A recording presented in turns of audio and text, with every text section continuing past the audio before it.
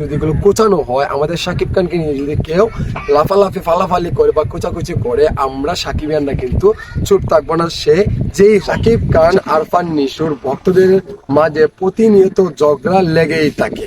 এবার 2025 সালে আসতে যাচ্ছে আমাদের পরিচালক রায়হান রাফির সিনেমা প্রতিদ্বন্দ্বী হিসাবে কাজ করবে আমাদের আরফান নিশু।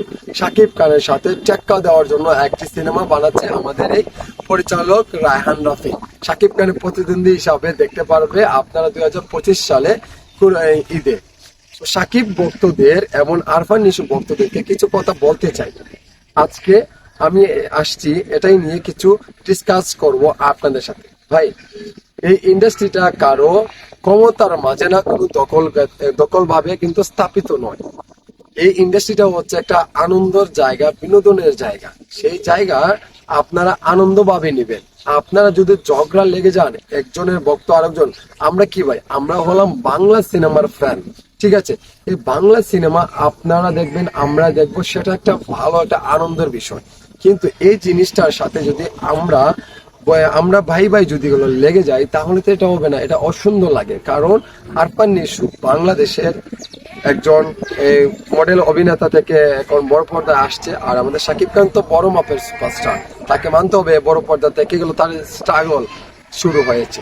তো শাকিব খানের সাথে এই যে বলে অনেকে কম্পেয়ার বা টেক্কা, এটাকে এরকম বলে না।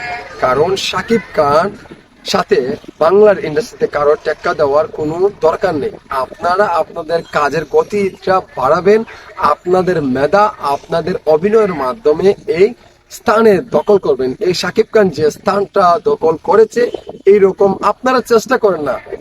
আপনারা সেই বিষয়টা চেষ্টা না করে আপনারা এইরকম আচার আচরণ করেন, এমনকি ফ্যান বন্ধুদের সাথে ঝগড়া হয়, চাটিয়ে হয়। এটা তো আসলে আমাদের বাংলাদেশের হিসাবে এটা একটা দুঃখজনক।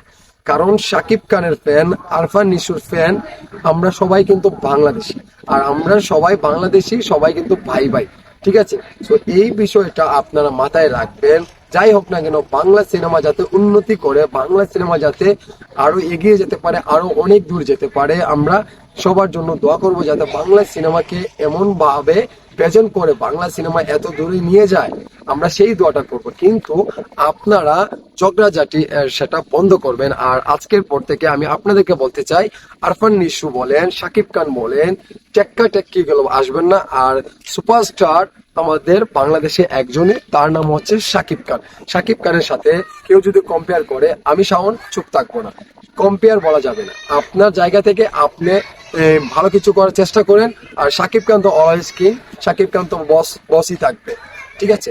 সো আমি শাকিব ভক্তদেরকে বলি আর আরফান নিশু ভক্তদেরকে বলি, আপনারা আপনাদের স্থানটা থাকবেন, আমরা আমাদের স্থানে আছি। আরফান নিশু যাই করুক না কেন, তার সিনেমার মাধ্যমে করবে, অভিনয়ের মাধ্যমে করবে। আপনাদের কোনো রাইট নেই আমাদের শাকিব খানের নাম নিয়ে গেল কোনো পাল্টাপাল্টিতে, কোনো আসা যাওয়াতে, মানে এরকম ঝগড়াতে।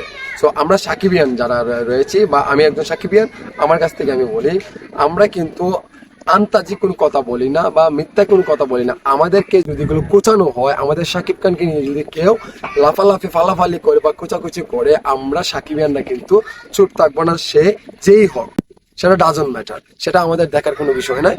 সেটা আমরা যে চুবল মারবো তো মারবোই, সেটা বি কেয়ারফুল। ঝগড়াঝাটি বন্ধ করে মিলমিশা করে সিনেমা প্রচার করবেন, ভালো কথা। আপনারা শাকিব খানের সাথে কেউ টেক্কা দিতে পারবেন না।